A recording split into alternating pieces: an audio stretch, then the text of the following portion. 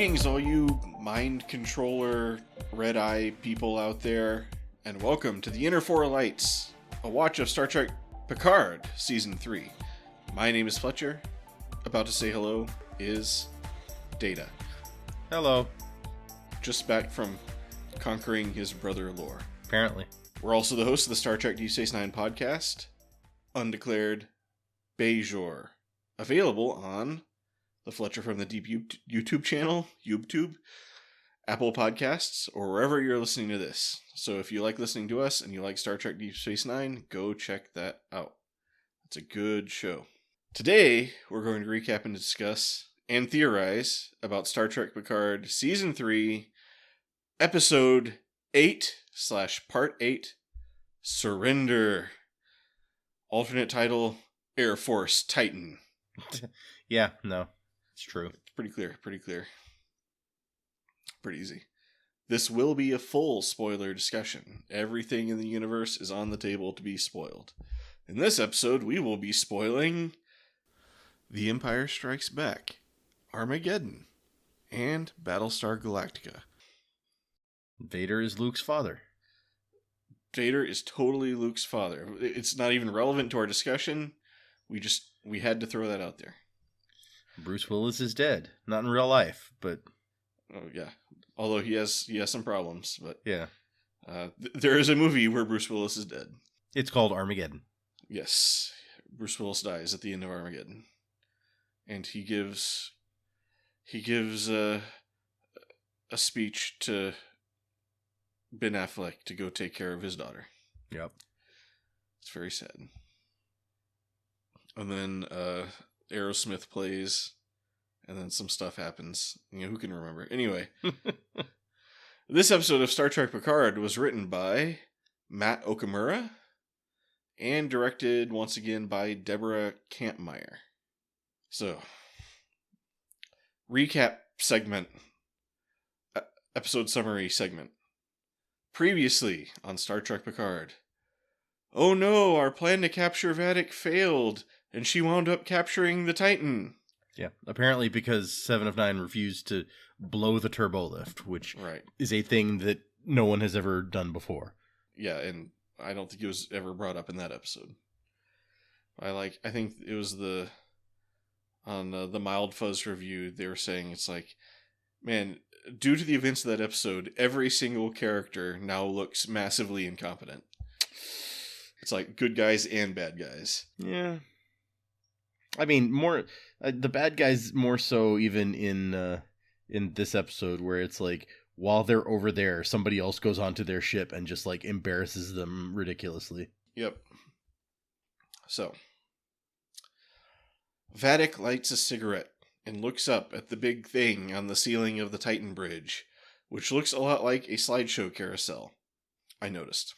Why does Werq smoke? Like, why would a changeling want to smoke? I've been wondering this ever since it was revealed she was a changeling. I can only assume that she's able to make lungs well enough to get pleasure from the smoking or something. Or maybe she just thinks it makes her look cool. That's probably it, yep. Behind Werq, the whole Titan crew is taken hostage and lined up and stuff. Then she uses her control of the ship to block everyone's comms and sensors and stuff, and her minions go around the corridors hunting down the Titan crew. And they're like, oh, let's run through this door. And she's like, nope, door close.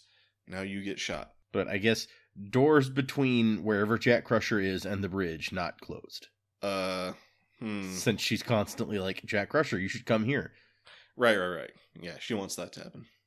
So meanwhile, Picard and Beverly and Jack and Crash LaForge are in sickbay trying to think of a plan to regain control. In engineering, Geordi and Alondra disconnect M510 from the ship so that Lore can't get up to any more shenanigans. Although, how much worse can he make it at this point? I mean, I guess he could just blow up the ship. I don't know. He was threatening to help the changelings, which I'm not sure what that gets him necessarily, but... Yep. I guess, they'll at least give him a ride to somewhere where he can hide out or something. I don't know. In sickbay, Jack goes to red eye mode and temporarily possesses a security officer outside before getting him killed. So he's like, let me just try this mind control power. Control this guy. And then the guy immediately gets gunned down. So Jack pretty much killed that guy. Then Vatic makes an announcement to the ship that she's going to continue fucking with everyone until Jack turns himself over. Aboard the Shrike, prisoners Will and Deanna have a marital heart-to-heart. They say all kinds of mushy, I'm sorry and I love you stuff, and admit that neither one of them likes their house, and they both want to move back to the city, where there's like Ractigino shops and stuff. Back on the bridge of the Titan, hostages Shaw and Seven argue about whether she should have blown the turbolift. Shaw is concerned about the consequences of Seven not doing that, but is a little vague about what that means. And also Seven uses this moment to stand up for herself and say, like, my name is 7 of 9. Yep. My name is Neo. They have the entire bridge crew just lined up, standing there the whole episode. Right. It really seems like it must not be much fun. Yeah. It probably was not comfortable. Vatic is impatient with Jack not having shown up yet and threatens to execute one crew member every 10 minutes. Reminiscent of a certain movie where terrorists take control of an airplane and threaten to kill someone every 10 minutes until someone shows up. I mean, fair, but also just like every hostage movie ever. Yeah, true. Jack wants to turn himself in, but Picard points out that Vatic is just going to kill everyone anyway, which is probably true. Yep. And then Jack confesses his weird people-controlling ability and proposes that maybe he can use it to take control of the ship. And like logical people, they don't really believe him. Right. Until Crash LaForge is like, oh no, he can. It happened. Crash is like, I saw it. He got in my brain and made me do kung fu. So, yep, it's real. Yep. We trust her. Picard speculates that maybe this is the reason the changelings want him. And I have to say, yes, probably. I mean, to some extent, we're still not clear exactly on like what this is. Yeah. Other than we know that it provides this one ability. I doubt that's the only ability it provides, or else they wouldn't really need him necessarily.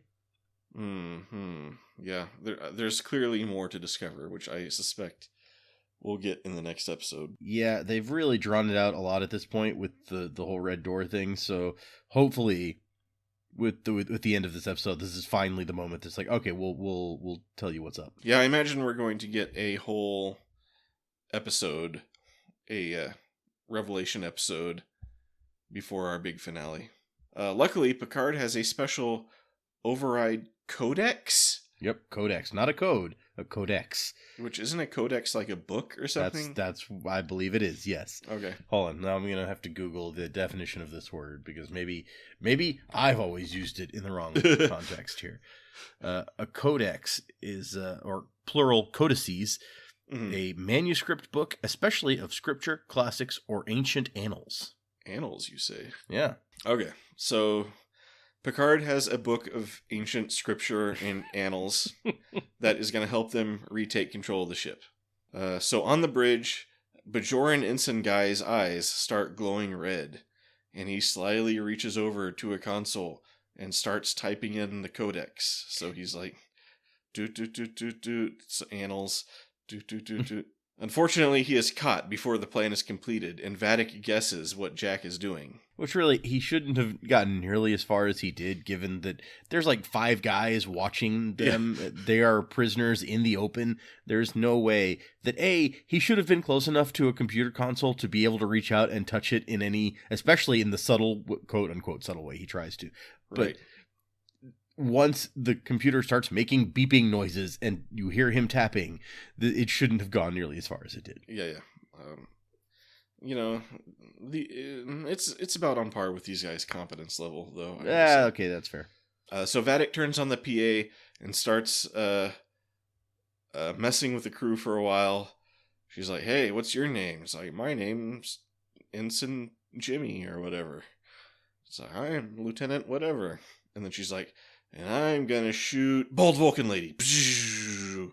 Oh, but you missed the great bit where, oh, sorry, you missed the great bit where she's like, "Tell Jack Crusher to come here," and the guy's like, "I can't because I'm Starfleet." Right.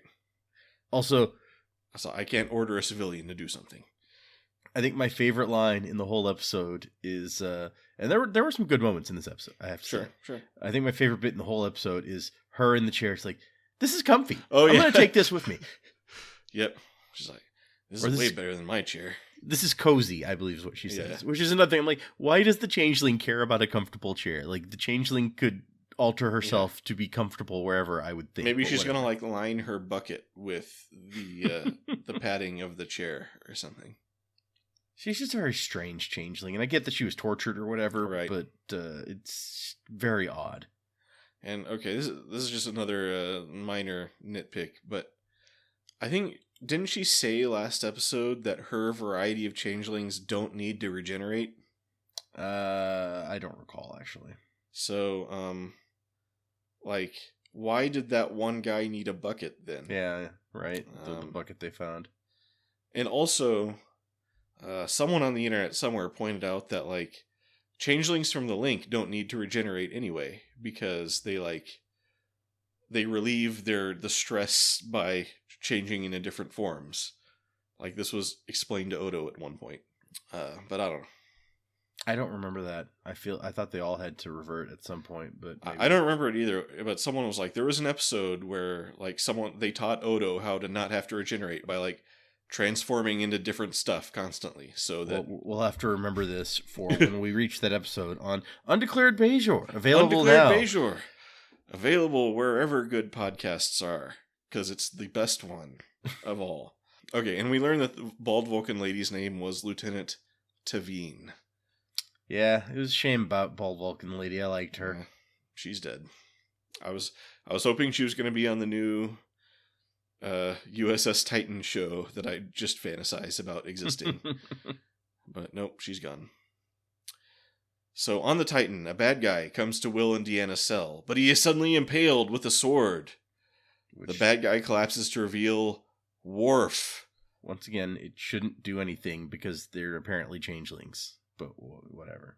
Yeah, well, I mean, Worf immediately, like, shot him with a phaser and vaporized him. So. That part, yes, but there's no reason that he should have, like, fallen over. As we've seen in other scenes, like, they get shot full of holes and just keep coming. Yeah. Maybe he was just kind of surprised and fell over. And then Worf took that opportunity to, like, shoot him. I don't know. Worf could have just shot him in the first... It's a really weird moment. That's true. Maybe just start with gun in that situation. But Worf begins reciting some kind of love speech to Deanna, much to Will's annoyance. He's like the waves lapping on the shore, I have counted the days since I've seen you last. And Will's like, what are you doing? Is this a rescue or more torture? Yeah. He's like, fine, I'll tell you whatever you want to know. It was a good bit. And then we cut to a shot of a cloaked shuttle next to the Shrike, which is how they are getting on and off the Shrike. Right. So I guess when they went off to rescue Riker, they gave him the cloaking device. Well, yeah, because I mean, they came up with the plan that they were going to lure Vadic's ship in. So I guess they were like, here, you take the cloaking device, and in case the plan goes badly, or even if the plan goes well, and we capture Vatic over here, you can slip through the back way and do your thing. And I think this is just like the final nail in the, or what's the opposite of the nail in the coffin? The nail in the alive coffin. The nail being removed from the coffin? Right. Of the transporter theory, because they are very conscientious to make sure that we know they're getting around on this shuttle and not on transporters. Which is lucky that everybody just keeps using these shuttles without even knowing that there's anything wrong with the transporters. Right. Unless it just turns out it's all a big red herring. But, yeah, there was nothing wrong with the transporters after all. Down in sickbay, Titan sickbay, Crash breaks down what it will take to retake the Titan. She could do it in a year. Geordi could do it in a month. But to do it in minutes, they'll need an asynchronous AI matrix capable of computational speeds over 90 trillion operations per second. This gives Picard an idea. Yeah, an extremely specific requirement there that he's like, hey, we know one person like that. Yep. So down in engineering, Geordi is trying to talk to Data when Picard and team bust in and hold everyone at phaser point. Geordi tests Picard by provoking his wine snobbery. It's the continuing saga of no one actually likes Chateau Picard. It feels a little bit mean for Picard to be like, your taste in wine is pedestrian at best. Well, he thought the wine was too dry. Only a pedestrian wine taste haver would think that. Yeah, I saw one comment online that was like, yeah, maybe like Chateau Picard just sucks. If only Robert were still here. Picard's brother. True. What was it? I forget. Was it established that the wine was definitely good under Robert or Robert or whatever his name was? Yeah, I don't know that we know anything about what the wine was like then. Yeah. So they ask if they can use Data to regain control of the ship. Picard suggests they erase the partition between Data and Lore so that Data can kill Lore.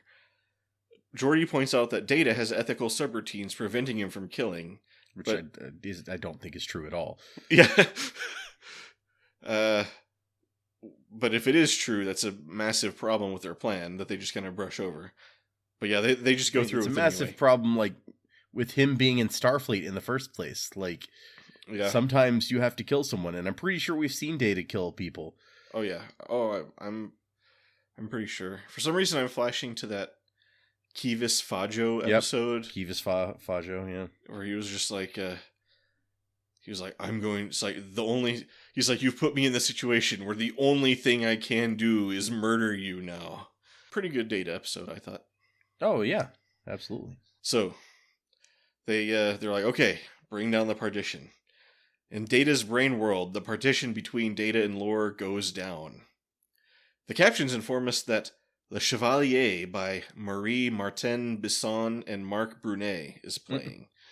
So, I'm not familiar with that piece of music, but that's what it was. You are now.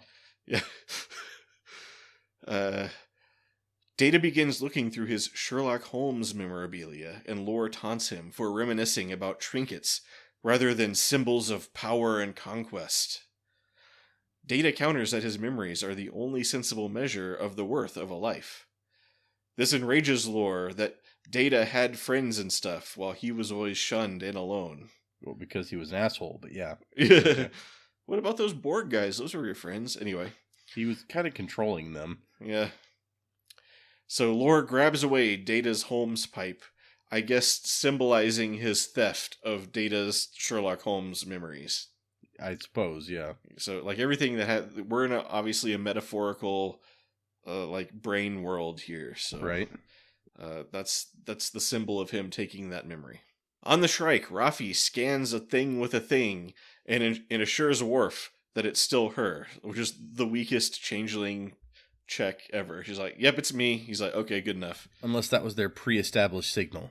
Okay, so it's like, he's like, if you start, like, going into too much detail about, like, your memories and past and stuff, that's a red flag. Yeah.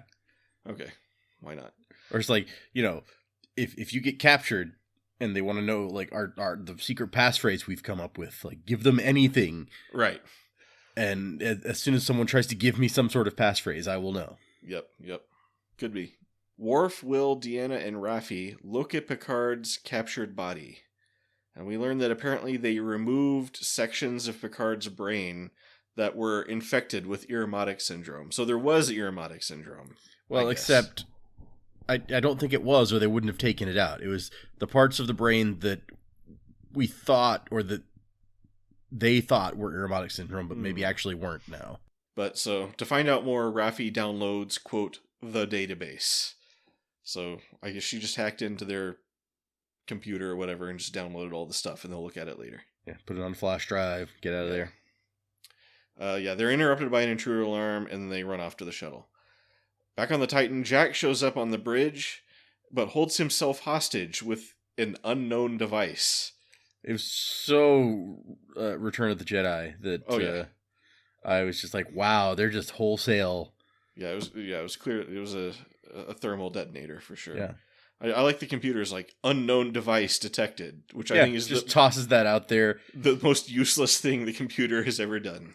It's like it's not even like he walks up to the bridge and he's got an unknown device. It's not until he holds it out dramatically that it's like, oh, there's a thing. Computer's like, oh shoot, I better say something or else they're gonna think I'm not doing my job. Where he got this device that the computer doesn't know what it is, but I guess it turns out it's actually a shield. That was lucky, I guess. That maybe he just always carries that with him. I don't know. I would if I had a portable shield. It seems pretty helpful. Yeah. Down in the robot room, Geordi and co. watch as more blue dots in Data's brain turn red, indicating that Lore is winning the brain fight. Yep. In the brain space, Lore keeps stealing memories from Data as he takes over the personality.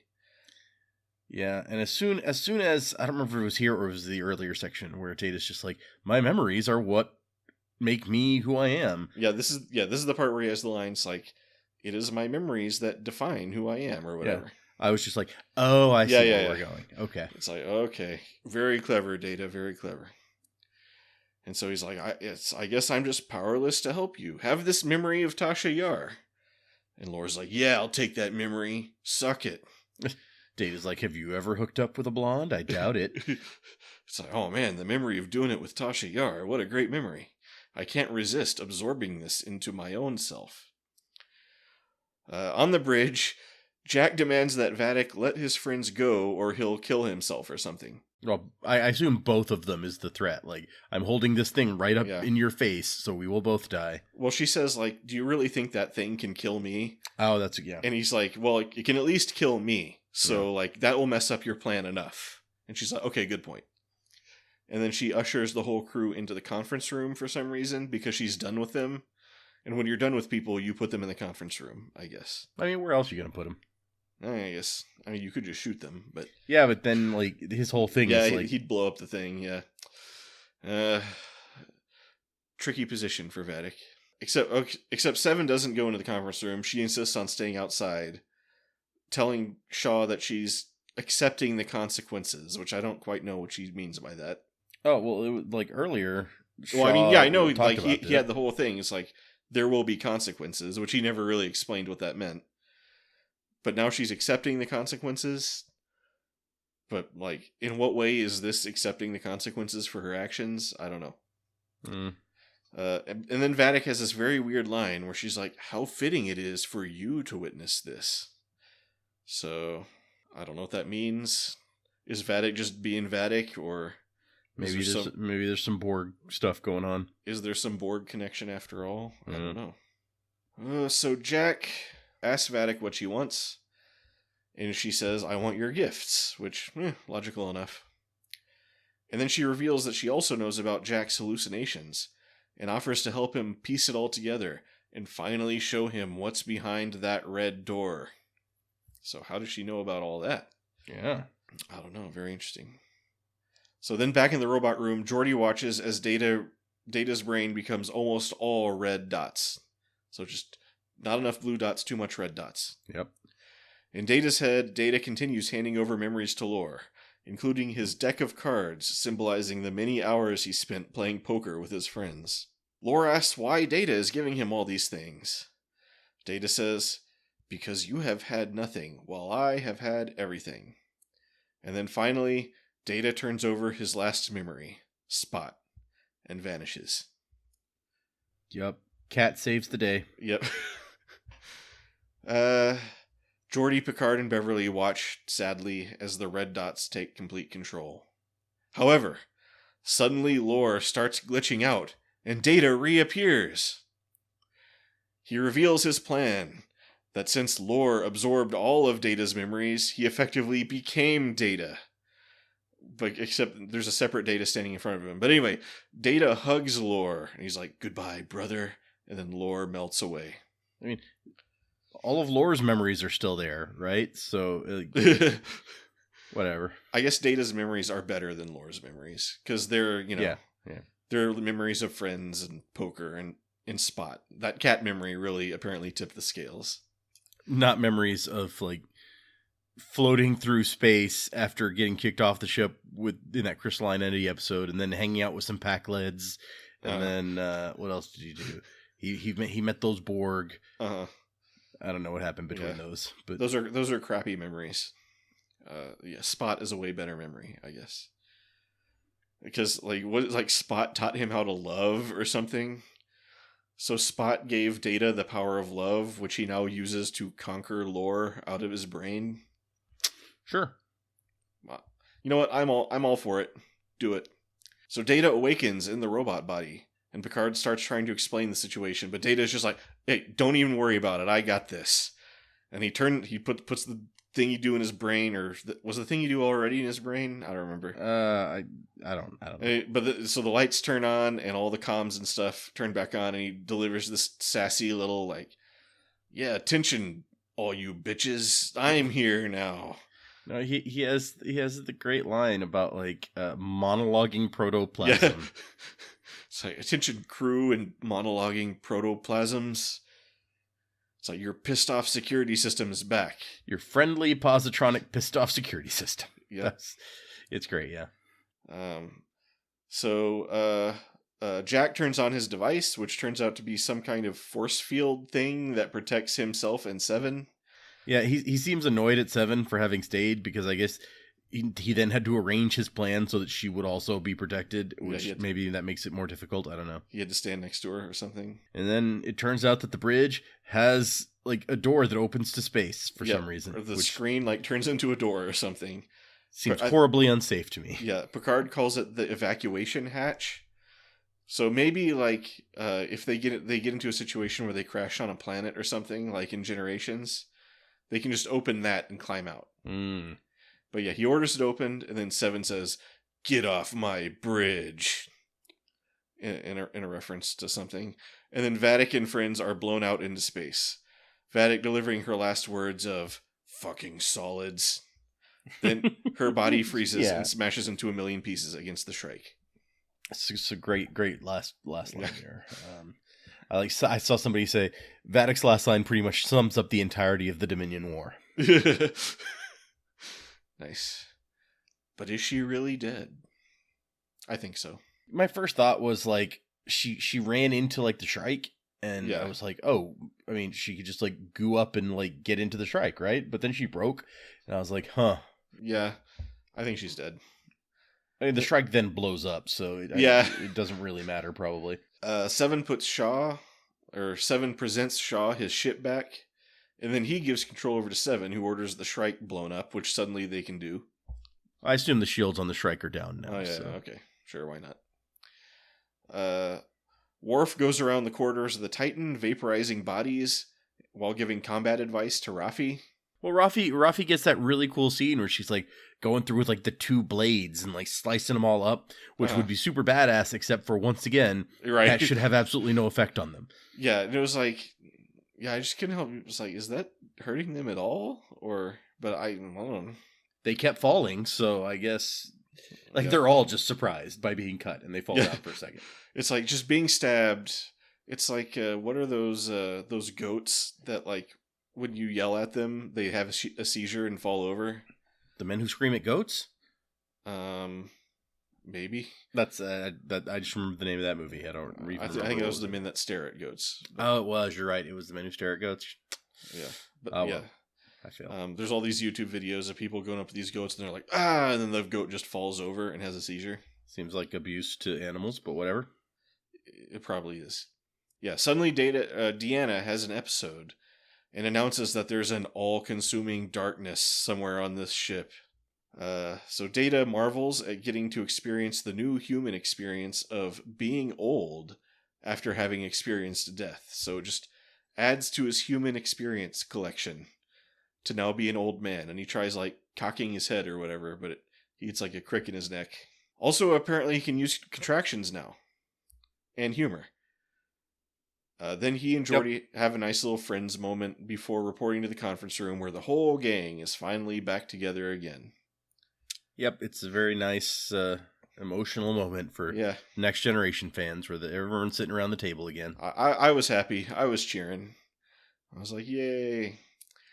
Picard is like, hey, I hope that bringing you back to life doesn't disrespect your wish to be allowed to finally die. And Data is like, no, it's all good. That version of me got to die, and I will just continue to be alive. And so, yeah, we're solid. everybody exchanges warm and fuzzy sentiments. You know, Worf's like, oh, I wanted to send you guys the heads of my enemies so many times, but I was told it would be passive-aggressive. I assume Jadzia told him that or something, but yeah. Probably. I mean, what other friends does he have? Like Martok, if he was hanging out with him, would be like, yeah, that's a great idea. Yeah, Martok would be like, oh, yes, they would love those heads. Let me lend you some of my heads. So, yeah, they bring up that, so they get down to business. They bring up that Frontier Day is hours away, and obviously the Changeling's plan involves Jack. Deanna can detect a voice inside him, ancient and weak. A voice that isn't his own. Yeah, I don't like the sound of that. Something ancient being inside of him is very like weird fantasy wizard stuff. I didn't like that. So you think like the spirit of Sauron got into? Yeah, like that's what it seems like to me. Like some ancient evil is going to return, and I mean maybe it's going to be like, you know, the old Borg Queen is like subsisted through a implant in Picard's brain, which is genetically inherited somehow or something. Yeah, but that's kind of maybe where I'm leaning. How Vadic would know about that, I don't know. Yeah, right. Yeah, because they must have known that it was in Picard's body, whatever it is they're after, because they went after Picard's body. So, yeah, I don't know. Like maybe he's in contact with Cthulhu or something. I don't know. Yeah, see, that's what it's going to be. It's going to be like Cthulhu, and it's a problem. It's like the Ancient Ones have finally decided to make their return. So yeah, Deanna goes down to have a counseling session with Jack and uses her powers to peer inside him. Is this how Deanna's powers work? Who cares? Well, apparently they don't work well enough to know that like her husband also hated living on that planet all these years. Yeah, well, she like that was another weird thing. Is she like turned off his emotions or something? Yeah, like wait, what? Like what? Deanna has all kinds of powers we didn't know about. But also, like when the changeling disguised as Riker shows up, despite the fact that she's like, yeah, I can't really read changelings. Well, I thought she said she couldn't read the old changelings, but these new ones are something different. I was like, shouldn't you have instantly known then that was not your husband? But okay, yeah, that's good. Yeah, I could see how what she said could be read that way. Yeah. So maybe I was the one. Yeah, I mean, it was a little unclear, but so she's like, okay, so she basically Professor X's him, and then she's like, have you ever seen a red door? And he's like, yeah, but I'm scared to open it. And then she's like, let's open that door together, and projects herself into the psychic plane with Jack or something. And then, which again, okay. And then they walk up to the door. Jack takes hold of the doorknob, and a voice whispers, Jack. We cut to credits. The end. Or to be continued. I saw some theorizing online that, like, it was proof that she's actually a changeling because, like, she mentions the red door before anyone could have told her about it. I think that's actually a reasonable theory. Because, I mean, she just showed up on the Shrike, right? Right. So, and we've heard no mention of where their child is. Yeah. No. I thought for a second she mentioned it, but no, I guess she didn't. So, yeah, I hope she's okay. I mean, I kind of assumed initially when they were on the Shrike that she didn't want the changelings to know where their kid was, so she wasn't saying anything about it. But then, you know, later, that's the kind of thing that the child's father might want to know. I mean, that could have been a scene we just didn't see, where he's like, hey, is what's her face okay? She's like, yeah. Oh, yeah, that's a fair point. She's staying with, you know, the neighbors or whatever. So, okay, let's do some segments here. First segment, title review segment. What is the title? Surrender. I'm not a big fan of that title. No, I don't see how it's the most fitting title. It's kind of like how, I guess because Data surrendered, and then that wound up giving him the upper hand over Lore. But overall, I don't know if it's a super great title. Crack Watch, the Crash and Jack romance watch. Not really much on that front this episode. No, not too much. Okay, so those are my 2 segments that I came up with. Crack Watch, yeah, okay. Yeah. We got to be on Crack Watch at all times. For the next 2 episodes. Yeah. So what's the buzz on the internet then? Anything good?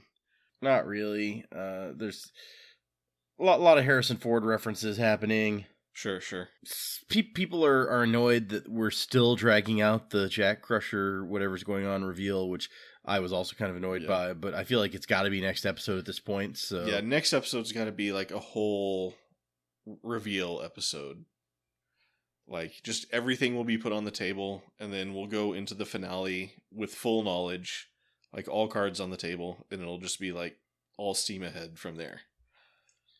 Seems like the correct way to do it anyway. A lot of emotional stuff people are feeling here, like Spot showing up and then like being the thing that kind of saves the day as like Data's most powerful memories or whatever. That a lot of people love that. Big fans of that. And then the everyone sitting in the conference room scene. Everyone's loving that. So I was a big fan. It was making me feel all warm and fuzzy. I was like, yes, we're just back. We're back to next gen. I was like, let's just restart next gen. Let's just keep going. This is my familiar happy place. I don't care that my nostalgia is being manipulated. I'll take it.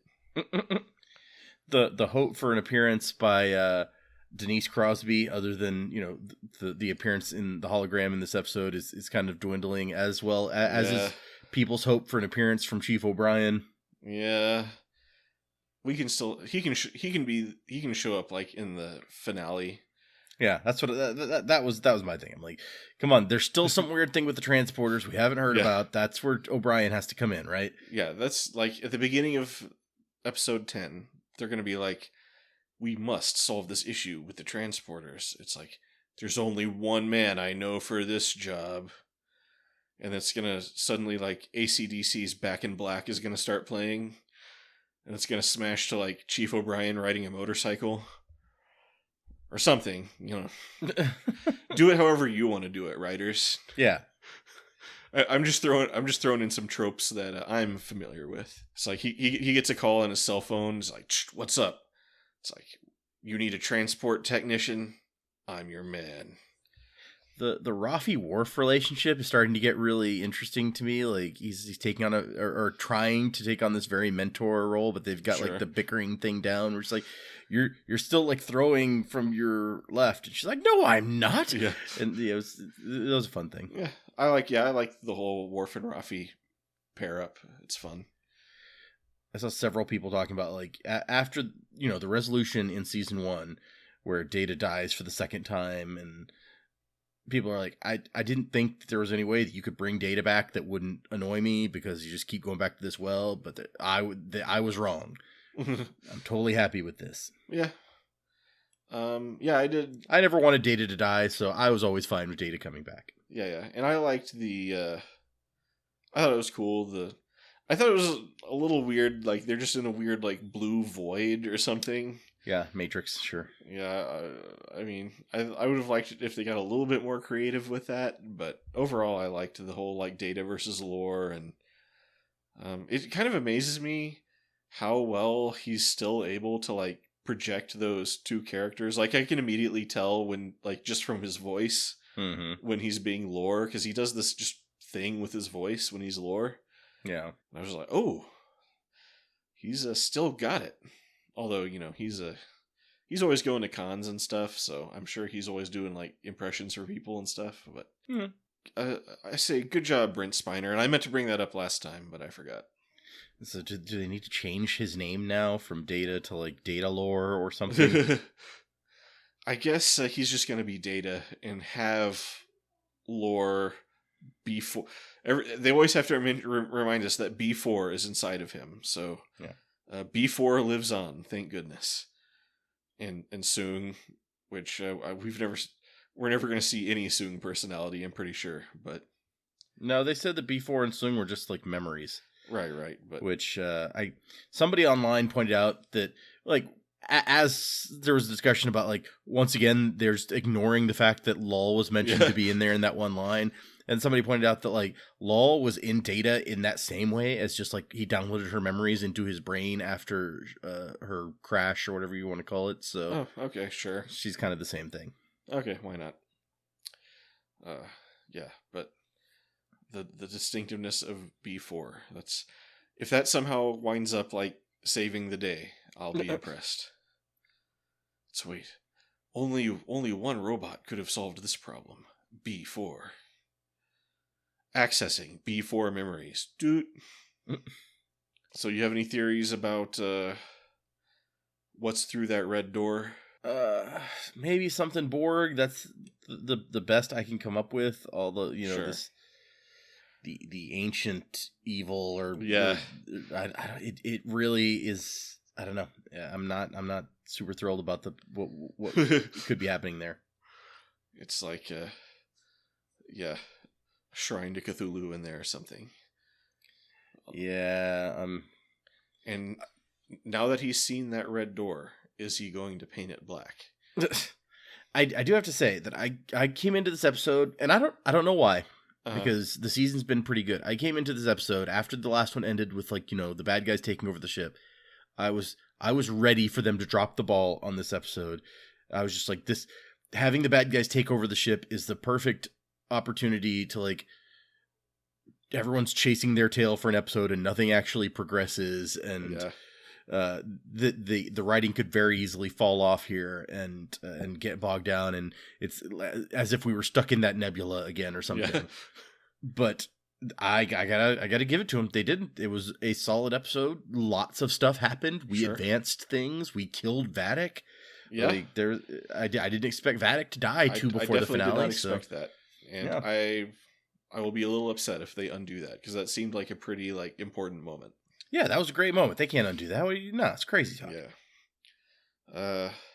But we still have to learn who the giant talking head is or whatever. Yeah, now we're going to need some other avenue to reach the giant talking head now that Werq is gone. Like, I don't even know how the show is going to get us there. We'll see. Like, whatever's through that red door could reveal all. Yeah, maybe. I was just thinking, like, if the Enterprise crew, the Titan crew, if they, go to save the day and they run into somebody who turns out to be the big bad, is that person going to be like, oh, by the way, I was that talking head that you never saw? But because, like, how else would we know? Yeah. Or he, like, turns on his, like, Wizard of Oz machine that, like, projects the big goo head or whatever. Yeah. So, oh my gosh, that's that guy? Maybe it's O'Brien. Who knows? Wow. That would be a twist that I would not have seen coming. Yep. Maybe it's been way back in Whispers. They had the wrong O'Brien the whole time. It's going to be Bashir and O'Brien playing a Wizard of Oz prank. It's like, you fell for it, didn't you, Worf? We got you. Now I'm imagining Werq talking to the floating head, and the floating is like, shut up. No, I'm going to tell her. Yeah, you have to capture Jack Crusher. No, I'm saying it. Yep. Who could possibly? We'll see. Also, it's been we haven't been doing this, and we probably should because they keep announcing it. But the title for the next episode is Vox, VOX. Yep, I did look that up actually for once. So, that's a voice, right? So yes, that's what that means. I don't know what does Jack keep hearing? Actually, I think this time, as they were approaching the door, he was hearing multiple voices. Like, I'm almost certain there's at least one female and one male in there, which I think may have been Beverly and Picard, but that I'm not certain on. Or it could also be like a reference to the voice from Dune, where, people with the Bene Gesserit powers can command people with their voices, kind of like Jack's power. I haven't read or seen Dune, so... Well, I just explained the whole thing about the voice to you, so... Okay. There's a power called the voice, and it's basically just the ability to, like, say stuff and people have to do it. That's a useful power. Yep. What if it's The Voice, the reality singing show? That's what's behind the red door. Is that the one where, like... He's always wanted to try out. Is that the one where there's, like, the three people and their backs are facing you? And then, like, when they like what they hear, they hit the button and their chair turns around to look at you? I believe it is, yes. So he goes through the red door and there's just, like, the backs of 3 chairs. Yep. And a microphone is suddenly in his hand. But the chairs actually belong to, like, the Cardassian jury from that O'Brien episode that we just watched. And he starts singing Paint It Black by the Rolling Stones. It all ties together. You remember in Battlestar Galactica when All Along the Watchtower? Yep. Yeah. My favorite version of All Along the Watchtower, actually. That one that they used in Battlestar Galactica. Oh. They're like, oh my gosh, this, like, folk song from the 60s is telling me what to do. But that was the key that brought them all together. Yep. All the remaining Cylons. They all heard the song. Who can forget that amazing moment in Battlestar Galactica when they're like, whoa, you heard that song too? We're all Cylons. Gotta remember to put that in the spoiler warning now. Well, I mean, we said we were spoiling everything. Yeah, so... exactly. Oh shoot, I kicked my desk. Anyway. I mean, you didn't say who the Cylons were or anything, so... right, it was... it was the mechanic guy. Chief Tyrrell. What's his name? It was the one-eyed... Colonel Ty. Yeah, and 2 other people. There was Tori, the president's assistant. Uh-huh. And I remember the one who wasn't there was Tyrrell's wife, because they thought she was dead, but she wasn't really dead. Oh. And the last one was what's his name? The guy who, like, married Starbuck or whatever, right? Maybe. It's been a while. Anders? I think it was Anders.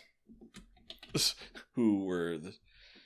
We're going to research this just so we can make sure to spoil it for you. We don't want this to go unspoiled. No, yeah. Samuel T. Anders, he's the one who composed the song all along the Watchtower during his life on Original Earth. Or I guess the song that was identical to the later song All Along the Watchtower by Bob Dylan. Right. Since it wasn't called that at the time. Yep. Okay, good. Effectively spoiled. Yep. The last thing in my notes is, what's the deal with Jack? What's through that red door? So, yeah, Vox could mean could tie into that, isn't there a video game tie-in TV show or something? Or is that the Dungeons and Dragons? Yeah, the Dungeons and Dragons, the show based on the Dungeons and Dragons podcast that where, like, professional voice actors play Dungeons and Dragons. Yeah, it's called Vox Machina. Okay, so and I totally watched that. It's fun. It's a little graphic, but maybe we're tying into that. Terry, just at the last moment, like, it's like Terry Metalis is moving his chess pieces. It'll become animated and. At the last moment, he's going to do his big reveal that all these properties are now checkmated into his, like, realm. I mean, okay. Yeah. I still haven't watched 12 Monkeys. I assume that's part of what's getting pulled in here, so yeah. Have to do that at some point. Yeah, I'm definitely going to go watch 12 Monkeys at some point. Maybe we'll review it on something, maybe not. So, yep. I'm liking the season. Yeah, no, it's I'm starting to now, with only 2 episodes left, think that they have a very good chance of, like, sticking the ending and this being just an all-around great season. Sure. Just a good next gen like story. Yeah. So I'm all for it. Anyway, I mean, more swearing. You wouldn't catch fucking solids popping up in that generation, but that's just the dark villains we're fighting now. They say the F word sometimes. I'm pretty sure Riker said it in an earlier episode. Yeah, probably. Okay, so ready to wrap it up? Yeah, sure. Okay. So, if you made it this far, all the way to the end of the episode, thank you for listening. Remember to check out Undeclared Bajor, our Deep Space Nine podcast, where we talk about Star Trek Deep Space Nine, just like we talked here about Picard, except in that show we talk about Star Trek Deep Space Nine. Yep. Also check out the description where I occasionally put links to interesting things. I'm Fletcher, and about to say goodbye is Data. Adios. Until next time, do not seek anger, do not seek blame, do not seek fucking solids. Goodbye.